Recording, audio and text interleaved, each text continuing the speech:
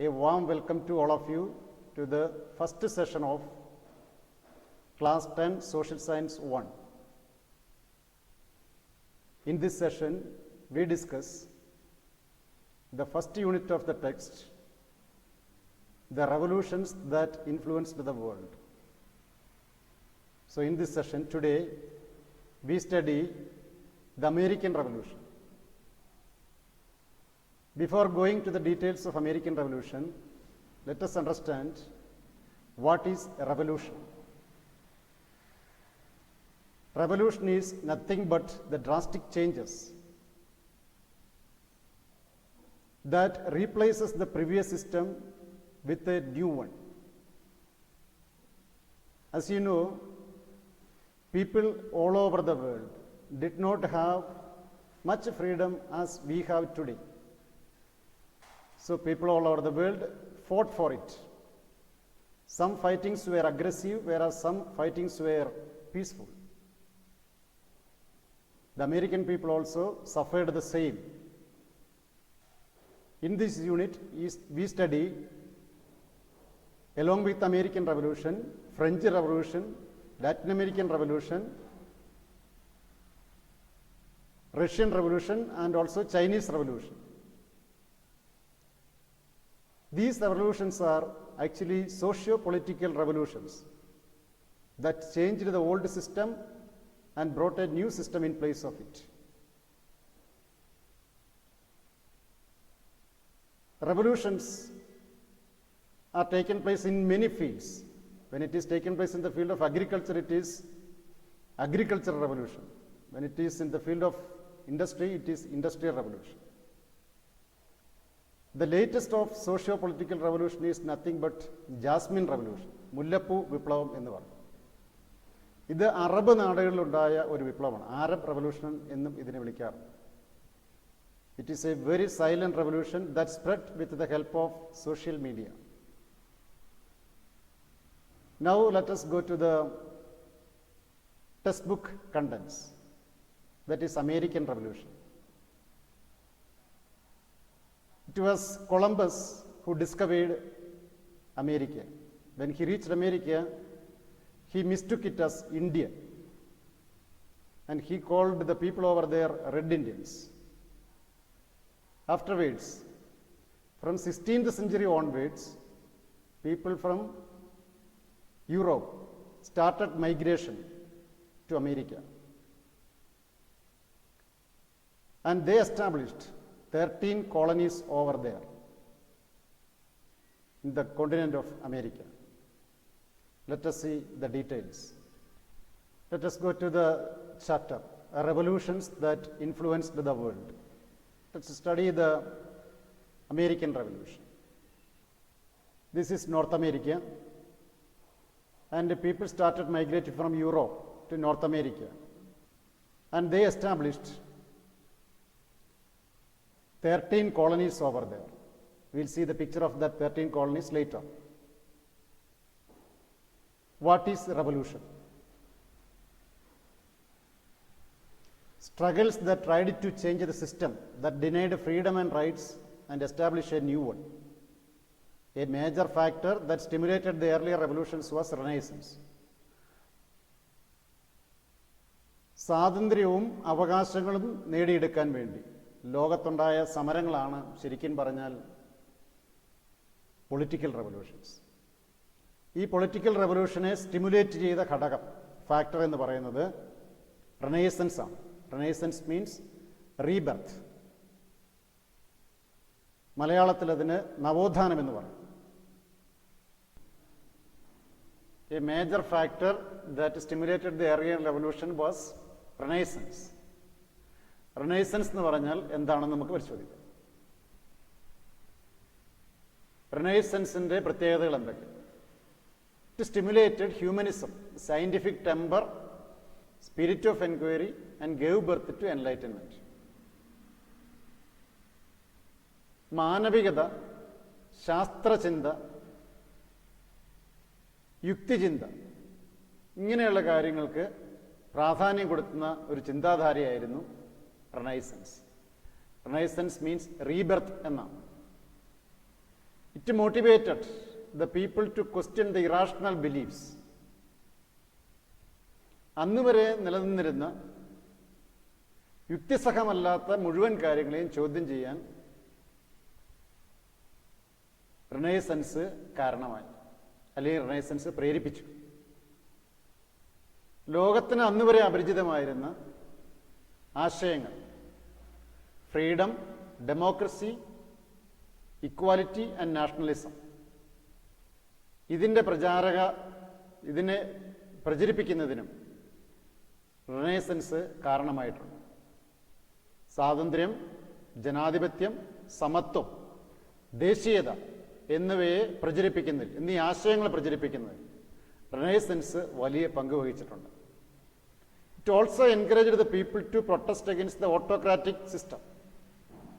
അത് മാത്രമല്ല, അന്ന് നിലനിന്നിരുന്ന സ്വേച്ഛാധിപത്യ പ്രവണതകളെ ചോദ്യം ചെയ്യുന്നതിനുള്ള ഒരു പ്രചോദനവും കൂടി ഈ ഒരു നവോത്ഥാന മുന്നേറ്റം വഴിതെളിച്ചു.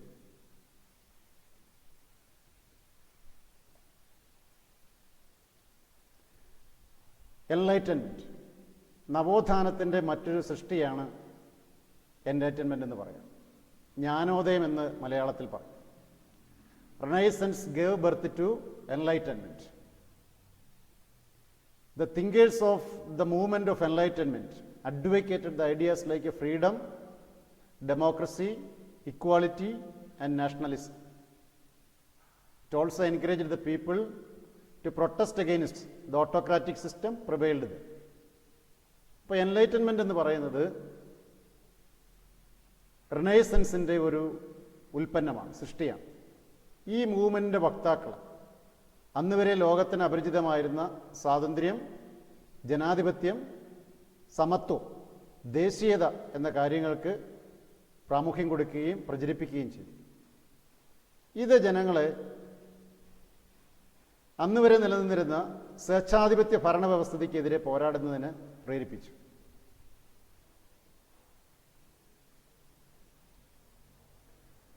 ലോകത്തെ പ്രധാനപ്പെട്ട വിപ്ലവങ്ങൾ, major revolutions in the world, start with American revolution, followed by French revolution, then Latin American revolution, then Russian revolution, then Chinese revolution. വിപ്ലവം എന്നാണ് റെവല്യൂഷൻ എന്ന വാക്കിൻ്റെ അർത്ഥം. ചില വിപ്ലവങ്ങൾ രക്തരൂഷിത വിപ്ലവങ്ങളായിരുന്നു, രക്തച്ചൊരിച്ചിലുള്ളവയായിരുന്നു. എന്നാൽ ചില വിപ്ലവങ്ങൾ സമാധാനപരമായിരുന്നു. ലോകത്തെ രാഷ്ട്രീയ വിപ്ലവങ്ങളിൽ ഏറ്റവും ആദ്യത്തേത് അമേരിക്കൻ റെവല്യൂഷനാണ്. അതുകൊണ്ടാണ് നമ്മൾ ആദ്യം അമേരിക്കൻ റെവല്യൂഷനെ വെച്ച് തുടങ്ങുന്നത്. ലോകത്ത് ഒരിക്കലും അതുവരെ ഉണ്ടായിട്ടില്ലാത്ത വിധത്തിലുള്ള പുതിയ ആശയങ്ങളും പുതിയ കൺസെപ്റ്റുകളും ലോകത്തിന് കൊടുത്ത ഒരു റെവല്യൂഷനാണ് American revolution. The American war of independence എന്ന് അമേരിക്കൻ റെവല്യൂഷനെ വിളിക്കാറുണ്ട്. The American war of independence എന്ന് അമേരിക്കൻ റെവല്യൂഷനെ വിളിക്കാറുണ്ട്. അമേരിക്കയുടെ സ്വാതന്ത്ര്യ സമരമാണ് American revolution. American war of ഇൻഡിപെൻഡൻസിലേക്ക് നയിക്കുന്ന സാഹചര്യങ്ങളാണ് നമ്മൾ മനസ്സിലാക്കുന്നത്. അടുത്തതായിട്ട് circumstances that led to the American war of independence. From 16th century onwards, Europeans began to migrate to North America to exploit the resources. England had established 13 colonies in North America. Britain treated these colonies as centers for collecting their raw material and as a market for selling their products. 16ാം നൂറ്റാണ്ട് മുതൽ യൂറോപ്യന്മാർ north America എന്ന് പറയുന്ന കോണ്ടിനെൻറ്റിലേക്ക് അവിടുത്തെ വിഭവങ്ങളുടെ ചൂഷണത്തിന് വേണ്ടിയിട്ട് കുടിയേറാൻ തുടങ്ങി. European രാജ്യങ്ങളിൽ ഏറ്റവും പ്രമുഖ രാജ്യമായ ഇംഗ്ലണ്ട് 13 കോളനികളാണ് നോർത്ത് അമേരിക്കയിൽ സ്ഥാപിച്ചത്. Let us see that 13 colonies. നമുക്ക് ആ 13 കോളനികളൊന്ന് കാണാം. ഇതാണ് 13 നോർത്ത് അമേരിക്കൻ കോളനികൾ. New Hampshire, New York, Massachusetts, Rhode Island, Connecticut, Pennsylvania, New Jersey, Delaware, Maryland, Virginia, North Carolina, South Carolina and Georgia.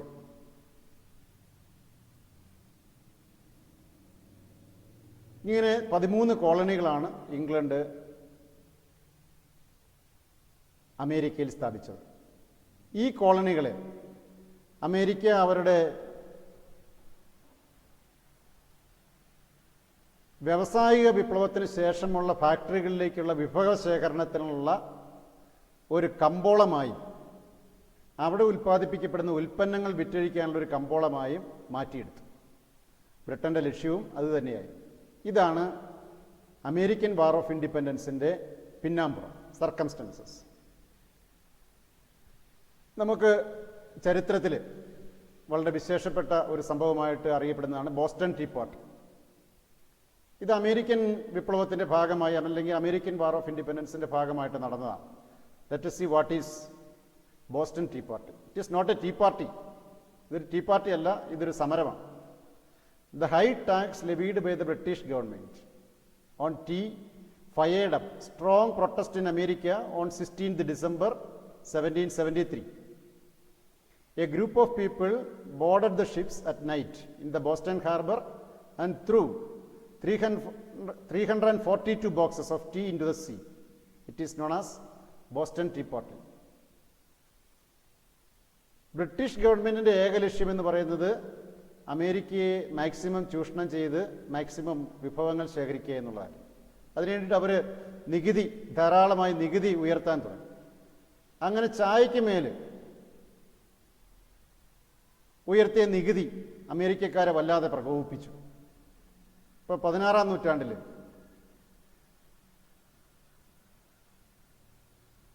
1773 ഒരു ഡിസംബർ മാസം ഒരു വിഭാഗം അമേരിക്കക്കാർ അവർ റെഡ് ഇന്ത്യൻസ് ആയിട്ട് വേഷപ്രച്ഛന്നരായി ബോസ്റ്റൺ ഹാർബറിൽ കടന്ന് ആ കപ്പലിലുണ്ടായിരുന്ന 342 പെട്ടി തേയിലപ്പൊടി കടലിലേക്ക് വലിച്ചെറിഞ്ഞു. ഈ സംഭവത്തിനാണ് ബോസ്റ്റൺ ടീ പാർട്ടി എന്ന് അറിയപ്പെടുന്നത്. ഈ സംഭവമാണ് ബോസ്റ്റൺ ടീ പാർട്ടി എന്ന് അറിയപ്പെടുന്നത്. അടുത്തത് മെർക്കന്റിലിസമാണ്. എന്താണ് മെർക്കന്റിലിസം എന്ന് നമുക്ക് നോക്കാം. The trade policy implemented by the British merchants with the help of their motherland in the American colonies is known as mercantilism. British കച്ചവടക്കാർ അവരുടെ ഗവൺമെൻറ്റായ ബ്രിട്ടീഷ് ഗവൺമെൻറ്റിൻ്റെ സഹായത്തോടുകൂടി ഈ 13 അമേരിക്കൻ കോളനികളിലും നടപ്പിലാക്കിയ വാണിജ്യ നയങ്ങളാണ് മെർക്കന്റിലിസം. മെർക്കന്റിലിസത്തിൻ്റെ ഭാഗമായിട്ട് നിരവധി നിയമങ്ങൾ ബ്രിട്ടീഷുകാർ അമേരിക്കൻ കോളനികളിൽ നടപ്പിലാക്കുകയുണ്ടായി. ഏതൊക്കെയാണ് ആ നിയമങ്ങളെന്ന് നമുക്ക് കാണാം. മെർക്കന്റിലിസ്റ്റ് ലോസ് ഇൻ ഷോർട്ട്, ചുരുക്കത്തിലുള്ളതാണ്. ഇത് ഒത്തിരി നിയമങ്ങളുണ്ട്, അത് വലിയ ക്ലാസ്സുകളിൽ നിങ്ങൾ പഠിക്കും. The goods to and from the colonies must be carried only in the British ships. ഒന്നാമത്തെ അതാണ്. ബ്രിട്ടീഷ് കോളനിയിൽ നിന്ന് കൊണ്ടുപോകുന്ന ചരക്കുകൾ മുഴുവൻ ബ്രിട്ടീഷ് കപ്പലുകളിൽ മാത്രമേ ട്രാൻസ്പോർട്ട് ചെയ്യാൻ പറ്റത്തുള്ളൂ. അതായിരുന്നു ഒന്നാമത്തെ നിയമം. രണ്ടാമത്തേത്, British stamp must be affixed on all the legal documents, pamphlets, licences etcetera. എല്ലാ ലീഗൽ ഡോക്യുമെന്റ്സിലും, എല്ലാ നിയമപരമായ പേപ്പറുകളിലും ബ്രിട്ടീഷ് സ്റ്റാമ്പ് പതിപ്പിച്ചിരിക്കണം എന്നുള്ളതായിരുന്നു അടുത്ത നിയമം. മറ്റൊന്ന്, products of the colonies like sugar, wool, cotton, tobacco etcetera could only be exported to England. ഇംഗ്ലണ്ടിൽ നിന്ന് അമേരിക്കയിൽ നിന്ന് ഇംഗ്ലണ്ടിലേക്ക് കയറ്റി അയക്കുന്ന സാധനങ്ങൾ, അല്ലെങ്കിൽ അമേരിക്കയിൽ നിന്ന് കയറ്റി അയക്കുന്ന സാധനങ്ങൾ, പ്രത്യേകിച്ച് ഷുഗർ, വൂൾ, കോട്ടൺ, ടുബാക്കോ മുതലായവ ബ്രിട്ടനിലേക്ക് മാത്രമേ കയറ്റി അയക്കാവൂ എന്നുള്ളതായിരുന്നു അടുത്ത mercantile law. Next, colonies must provide food and cottage for the British troops in the colonies. ബ്രിട്ടീഷുകാർ അവരുടെ കാര്യസാധ്യത്തിനായി അമേരിക്കൻ കോളനികളിൽ നിലനിർത്തിയിരുന്ന സൈന്യത്തിൻ്റെ മുഴുവൻ ചെലവും അമേരിക്ക വഹിക്കണമെന്നായിരുന്നു മറ്റൊരു നിയമം. Import tax must be paid to the import of tea, glass, paper etcetera.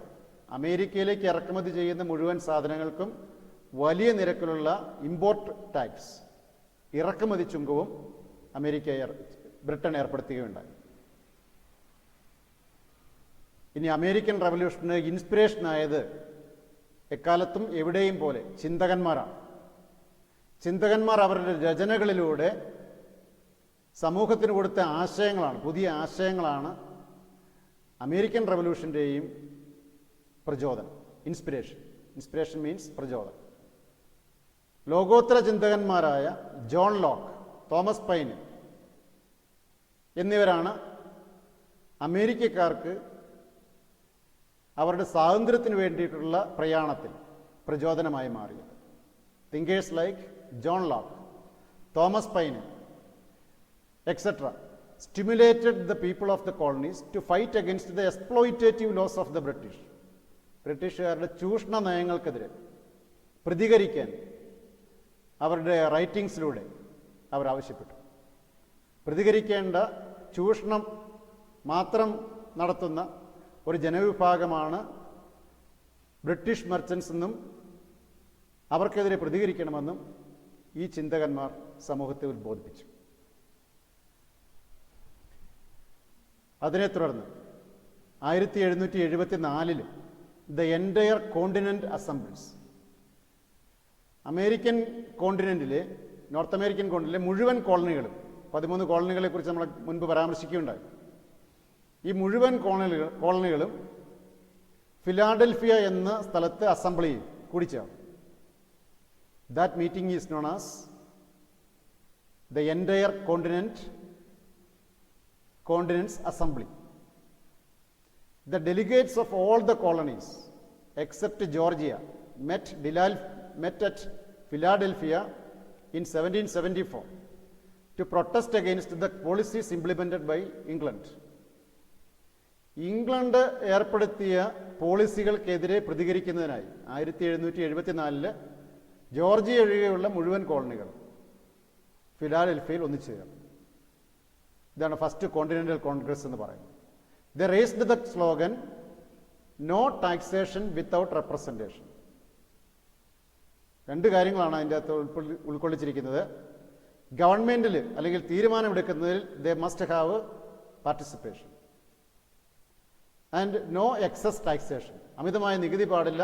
നികുതി ഏർപ്പെടുത്തണമെങ്കിൽ ഗവൺമെൻറ്റിൽ അവർക്ക് പങ്കാളിത്തം ഉണ്ടാവണം. ഈ 2 മുദ്രാവാക്യങ്ങളാണ് അവർ ഈ ഒരു സ്ലോഗനിലൂടെ, ഈ ഒരു മുദ്രാവാക്യത്തിലൂടെ മുന്നോട്ട് വെച്ചത്. No taxation without representation. ഈ ഒരു തീരുമാനത്തിൻ്റെ ബാക്കി പത്രം എന്ന നിലയിൽ, അല്ലെങ്കിൽ ഫസ്റ്റ് കോണ്ടിനെൻ്റൽ കോൺഗ്രസിൻ്റെ ബാക്കി പത്രം എന്ന നിലയിൽ അവരൊരു മെമ്മോറാണ്ടം തയ്യാറാക്കി ബ്രിട്ടീഷ് രാജാവിന് സമർപ്പിക്കുകയുണ്ടായി. Instead of listening to the demands of the American colonies, the British king sent a military force to suppress the people.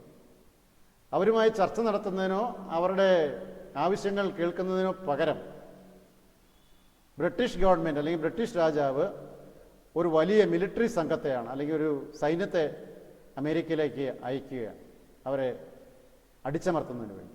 ഇത് വലിയ സംഘർഷത്തിലേക്ക് നയിച്ചു. This led to the war between England and colonies. കോളനികളും അതുപോലെ തന്നെ ഇംഗ്ലണ്ടുമായി കടുത്ത യുദ്ധത്തിലേർപ്പെട്ടു. Second continental Congress. ഇതിനെ തുടർന്ന് in 1775 again in the 13 colonies assembled at Philadelphia, and they elected George Washington as commander-in-chief of the Continental Army. യുദ്ധം പൊട്ടിപ്പുറപ്പെട്ടപ്പോൾ അവർ പെട്ടെന്ന് തന്നെ മറ്റൊരു മീറ്റിംഗ് കൂടെ കൂടി. 1775 ഫിലാഡൽഫിയയിൽ വെച്ച് അവർ സെക്കൻഡ് കോണ്ടിനെൻ്റൽ കോൺഗ്രസ് നടത്തി. അതിൽ കോണ്ടിനെൻ്റൽ ആർമിയുടെ തലവനായിട്ട് ജോർജ് വാഷിങ്ടനെ തിരഞ്ഞെടുത്തു. വലിയൊരു മാറ്റത്തിൻ്റെ തുടക്കമായിരുന്നു ജോർജ് വാഷിങ്ടൻ്റെ തിരഞ്ഞെടുപ്പ്. ലോക ചരിത്രത്തിൽ വളരെ തലയെടുപ്പോടുകൂടി നിൽക്കുന്ന ഒരു നേതാവാണ് ജോർജ് വാഷിങ്ടൺ. അപ്പോൾ ചരിത്രത്തെ തന്നെ മാറ്റി എഴുതിയ ഒരു തെരഞ്ഞെടുപ്പായിരുന്നു ജോർജ് വാഷിങ്ടൻ്റെ. വലിയ തോതിലുള്ള ഒരു വലിയ നേതൃത്വം അമേരിക്കയ്ക്ക് ജോർജ് വാഷിങ്ടണിൽ നിന്ന് ലഭിക്കുകയുണ്ടായി. ഇതിനിടയിൽ through a pamphlet called Common Sense. Thomas Paine called for break ties with Britain.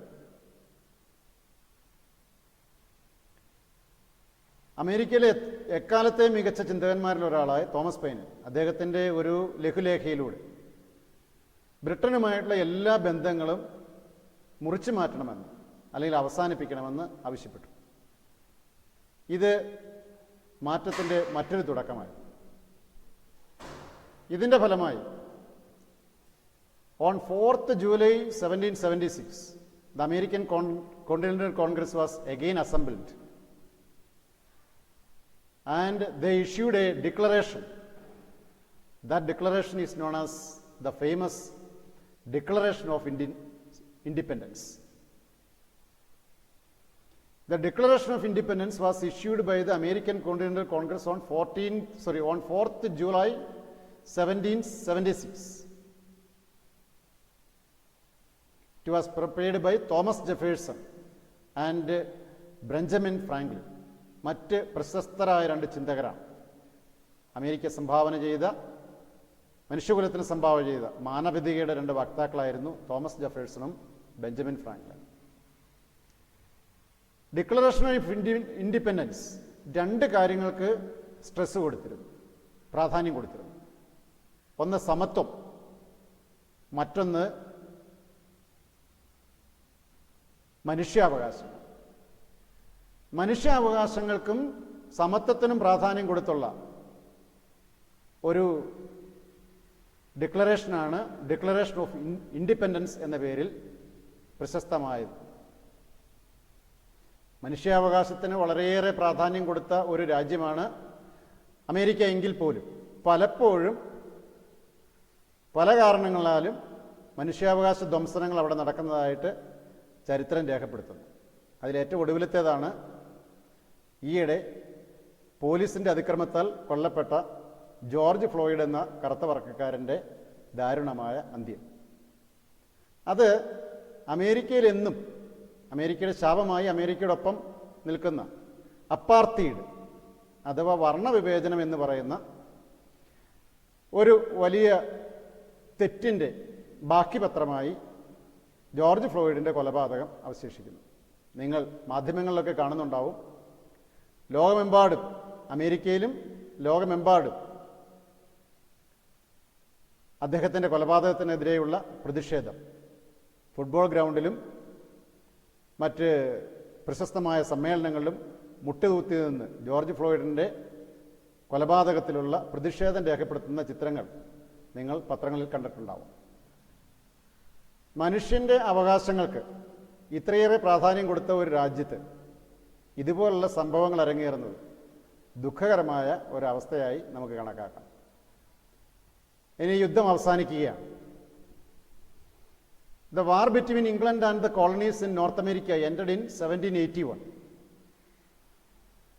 According to the Treaty of Paris in 1783, England ratified the freedom of 13 colonies. They framed American Constitution under the leadership of James Madison, and George Washington became the first president of America, United States of America. യുദ്ധം അവസാനിക്കുന്നത് Paris ഉടമ്പടിയിലാണ്. 1783 ബ്രിട്ടനും American ഐക്യനാടുകളും തമ്മിലുണ്ടാക്കിയ ഒരു കരാറാണ് Paris treaty എന്നറിയപ്പെടുന്നത്. Paris treaty എന്നാണ് അതിൻ്റെ പേര്, Paris treaty. According to Paris treaty, the war ended and Britain recognised the independence of 13 colonies. 13 കോളനികളുടെയും സ്വാതന്ത്ര്യത്തെ അംഗീകരിച്ചു കൊടുക്കുന്ന 1783 1781 യുദ്ധം അവസാനിക്കും. അതിനുശേഷമുണ്ടാക്കിയ കരാറാണ് പാരീസ് ട്രീറ്റി. അതോടുകൂടി 13 കോളനികൾക്കും സ്വാതന്ത്ര്യം ലഭിക്കുകയുണ്ടായി. അമേരിക്കക്കാർ ആദ്യം ചെയ്തത്, ദേ ഫ്രെയിംഡ് ആൻ കോൺസ്റ്റിറ്റ്യൂഷൻ. ലോക ചരിത്രത്തിൽ ആദ്യമാണ്, first written constitution in the world. ലോകത്തിൻ്റെ ചരിത്രത്തിൽ ആദ്യത്തെ എഴുതപ്പെട്ട ഭരണഘടന തയ്യാറാക്കിയത് അമേരിക്കയാണ്. ഒത്തിരി കാര്യങ്ങൾ അതിൻ്റെ അകത്ത് ഉൾക്കൊള്ളിച്ചിട്ടുണ്ട്. ഏറ്റവും പ്രധാനമായിട്ട് ഉൾക്കൊള്ളിച്ചത് സമത്വവും മനുഷ്യാവകാശവും ദേശീയതയുമാണ്. ഇത് ഫ്രെയിം ചെയ്യുന്നതിന് നേതൃത്വം the man who led the formation of American constitution is James Madison. James മാഡിസണാണ് ആ ഭരണഘടന എഴുതി തയ്യാറാക്കുന്നതിന് നേതൃത്വം കൊടുത്ത ചിന്തകൻ. അതിനെ തുടർന്ന് അമേരിക്കൻ ഐക്യനാടുകൾ, USA, United States of America എന്ന രാജ്യം നിലവിൽ വരികയും George Washington, who led the army of United States of America against the British, became the first president of United States of America. അമേരിക്കയുടെ ആദ്യത്തെ പ്രസിഡന്റായി അദ്ദേഹം മാറുകയും ചെയ്തു. ഇനി നമുക്ക് അമേരിക്കൻ റവല്യൂഷൻ ലോക ചരിത്രത്തിൽ വലിയ ദൂരവ്യാപകമായ ഫലങ്ങൾ ഉണ്ടാക്കിയ ഒരു വിപ്ലവമാണ്. ആ വിപ്ലവത്തിൻ്റെ അനന്തരഫലങ്ങൾ, what are the consequences of American revolution, ഏതൊക്കെയാണെന്ന് നമുക്ക് നോക്കാം. The impact of the American revolution. American revolution gave guidance and motivation to later freedom struggles and revolutions in the world. Prepared the first written constitution, contributed to the concept of federal system, put forward the concept of republican form of government. ചില മഹത്തായ സന്ദേശവും മഹത്തായ ചില പ്രവർത്തനങ്ങളും നടത്തിക്കൊണ്ടാണ് American war of independence അവസാനിക്കുന്നത്. അതിൽ ഒന്നാമത്തേത്, ലോക ചരിത്രത്തിൽ പിന്നീട് അല്ലെങ്കിൽ ലോകത്തിൻ്റെ ചരിത്രത്തിൻ്റെ ഭാഗമായി മാറിയ മറ്റ് പല revolutions that we will study in the coming sessions, French revolution, Russian revolution, Latin American revolution, അങ്ങനെയുള്ള റെവല്യൂഷനൊക്കെ പ്രചോദനമായി മാറിയത് അമേരിക്കൻ റെവല്യൂഷനാണ്. ചരിത്രത്തിൻ്റെ ഗതി തന്നെ മാറ്റി എഴുതിയ ഒരു റെവല്യൂഷനായിരുന്നു അമേരിക്കയുടേത്. ആ റെവല്യൂഷൻ മറ്റുള്ള വിപ്ലവങ്ങൾക്ക് വലിയ പ്രചോദനമായിട്ടുണ്ട്. ലോക ചരിത്രത്തെ തന്നെ മാറ്റി എഴുതുന്നതിൽ അല്ലെങ്കിൽ മാറ്റത്തിൻ്റെ ഗതി നിർണ്ണയിക്കുന്നതിൽ അമേരിക്കൻ റവല്യൂഷൻ വലിയ പങ്ക് വഹിച്ചു. And it is also to be noted that America prepared the first written constitution. ലോകത്തിൽ ആദ്യമായി ഒരു എഴുതപ്പെട്ട ഭരണഘടന അമേരിക്കയുടേതാണ്. വലിയൊരു സംഭാവനയാണ്. മാഡിസനാണ് അത് തയ്യാറാക്കുന്നതിന് നേതൃത്വം കൊടുത്ത ചിന്തകൻ. ഒത്തിരിയേറെ കാര്യങ്ങൾ ആ റിട്ടൺ കോൺസ്റ്റിറ്റ്യൂഷൻ ഉൾപ്പെടുത്തിയിട്ടുണ്ട്. ഒരു രാജ്യം എങ്ങനെയായിരിക്കണം, ഒരു രാജ്യത്തിൻ്റെ പവർ, അധികാരം ആരുടെ കയ്യിലായിരിക്കണം, ഇങ്ങനെയുള്ള കാര്യങ്ങൾ, ഫോം ഓഫ് ഗവൺമെൻറ് എന്തായിരിക്കണം, ഇങ്ങനെയുള്ള കാര്യങ്ങളെല്ലാം ഈ കോൺസ്റ്റിറ്റ്യൂഷൻ, ഈ ഭരണഘടനയിൽ രേഖപ്പെടുത്തി വെച്ചിട്ടുണ്ട്. ഒരു റിലീജിയനെ സംബന്ധിച്ചിടത്തോളം അവരുടെ മതഗ്രന്ഥം ആ മതത്തിന് എത്രമാത്രം പ്രാധാന്യമുള്ളതാണ്, അതുപോലെയാണ് ഒരു രാജ്യത്തെ സംബന്ധിച്ചിടത്തോളം ആ രാജ്യത്തിൻ്റെ ഭരണഘടന എന്ന് തിരിച്ചറിഞ്ഞ ആദ്യത്തെ രാജ്യമാണ് യുണൈറ്റഡ് സ്റ്റേറ്റ്സ് ഓഫ് അമേരിക്ക. അടുത്തത്, they contributed to the concept of federal system. Federal system എന്ന് വെച്ചാൽ ഒരു സ്ട്രോങ് സെൻട്രൽ ഗവൺമെൻറ്റും സ്റ്റേറ്റ്സിനെല്ലാം അല്പം കൂടി അധികാരം കുറഞ്ഞ ഗവൺമെൻറ്റും. സ്ട്രോങ് സെൻട്രൽ ഗവൺമെൻറ്, അതിനെ തുടർന്ന് മറ്റ് സംസ്ഥാനങ്ങൾക്കെല്ലാം അല്പം കൂടി അധികാരം കുറഞ്ഞ ഗവൺമെൻറ്. അങ്ങനെ രണ്ട് തട്ടിൽ ഭരണത്തെ കേന്ദ്രീകരിച്ച് നിർത്തുന്നതിനാണ് ഫെഡറൽ സംവിധാനം എന്ന് പറയുക, ഫെഡറൽ സിസ്റ്റം. മറ്റൊന്ന്, America put forward the concept of Republican form of government. Republic, തെരഞ്ഞെടുക്കപ്പെട്ട ഒരു ഗവൺമെൻറ്റിൽ അധികാരം കേന്ദ്രീകരിക്കുന്നതാണ് റിപ്പബ്ലിക്കൻ ഫോം. റിപ്പബ്ലിക് ഗവൺമെൻറ്റിലേക്ക് അല്ലെങ്കിൽ ജനങ്ങളിൽ നിന്ന് അധികാര സ്ഥാനത്തേക്ക് തെരഞ്ഞെടുത്ത് അവരിൽ അധികാരം കേന്ദ്രീകരിക്കുന്നതാണ്. ഗവൺമെൻറ് ജനങ്ങളിൽ നിന്ന് തിരഞ്ഞെടുക്കപ്പെട്ട് അവരിലേക്ക് അധികാരം കേന്ദ്രീകരിക്കുന്ന ഒരു രാഷ്ട്രീയ വ്യവസ്ഥയ്ക്കാണ് റിപ്പബ്ലിക്കൻ ഫോം ഓഫ് ഗവൺമെൻറ് എന്ന് പറയുന്നത്. ഇത്രയും കാര്യങ്ങളാണ് പ്രധാനമായും അമേരിക്കൻ റവല്യൂഷൻ ലോകത്തിന് സംഭാവന ചെയ്തത്. Gave guidance and motivation to later freedom struggles and revolutions in the world, prepared the first written constitution, contributed to the concept of federal system. ഇതൊക്കെ ലോകത്ത് ആദ്യമാണ്. അതുകൊണ്ടാണ് അതിൻ്റെ പ്രാധാന്യം. അവരെ കണ്ടാണ് മറ്റു രാജ്യങ്ങൾ എന്താണ് ഫെഡറൽ സംവിധാനമെന്നും എന്താണ് റിപ്പബ്ലിക്കനിസം എന്നുമൊക്കെ പഠിക്കുന്നത്. അതാണ് അവർ ചരിത്രത്തിൻ്റെ ഭാഗമാക്കി മാറ്റിയത്. അമേരിക്കൻ റവല്യൂഷനെ തുടർന്ന് നമുക്ക് ഈ പാഠഭാഗത്ത് ഫ്രഞ്ച് റവല്യൂഷനും ലാറ്റിൻ അമേരിക്കൻ റവല്യൂഷനും റഷ്യൻ റവല്യൂഷനും ചൈനീസ് റവല്യൂഷനും പഠിക്കാനുണ്ട്. വരുന്ന സെഷനുകളിൽ ക്ലാസ്സുകൾ ഈ റവല്യൂഷൻസ് ആയിരിക്കും നമ്മൾ പഠിക്കുക. അതുവരെ ഇതിൻ്റെ നോട്ടുകൾ തയ്യാറാക്കുക, നോട്ടുകൾ തയ്യാറാക്കാൻ പാകത്തിനാണ് ഈ സ്ലൈഡുകൾ പ്രിപ്പയർ ചെയ്തിട്ടുള്ളത്. ഇത് എഴുതി വളരെ കൃത്യമായി നോട്ട്ബുക്കിൽ രേഖപ്പെടുത്തി പഠിച്ചാൽ അമേരിക്കൻ റവല്യൂഷനെ കുറിച്ചുള്ള ഏത് ചോദ്യങ്ങൾക്കും മറുപടി നൽകാവുന്നതാണ്. മറ്റൊരു കാര്യം, ഇത് അമേരിക്കൻ റവല്യൂഷൻ്റെ ഒരു വളരെ ചുരുങ്ങിയ ഭാഗം, ചുരുങ്ങിയ വാക്കുകളിൽ അവതരിപ്പിച്ചിരിക്കുന്നു മാത്രമേ ഉള്ളൂ. വർഷങ്ങൾ നീണ്ടുനിന്ന, ഏകദേശം 8 വർഷത്തോളം നീണ്ടുന്ന ഒരു വലിയ സമരത്തിൻ്റെ ചരിത്രം വളരെ സംക്ഷിപ്ത രൂപത്തിലാക്കിയിരിക്കുന്നതാണ് അമേരിക്കൻ വാർ ഓഫ് ഇൻഡിപെൻഡൻസ്. ഇത് നിങ്ങളുടെ പുനർചിന്തനത്തിനും പുതിയ വായനയ്ക്കും ഒരു എളിയ തുടക്കമാകട്ടെ. എല്ലാവർക്കും നല്ല ആശംസകളോടെ വീണ്ടും അടുത്ത ക്ലാസ്സിൽ നമുക്ക് സന്ധിക്കാം. Thank you.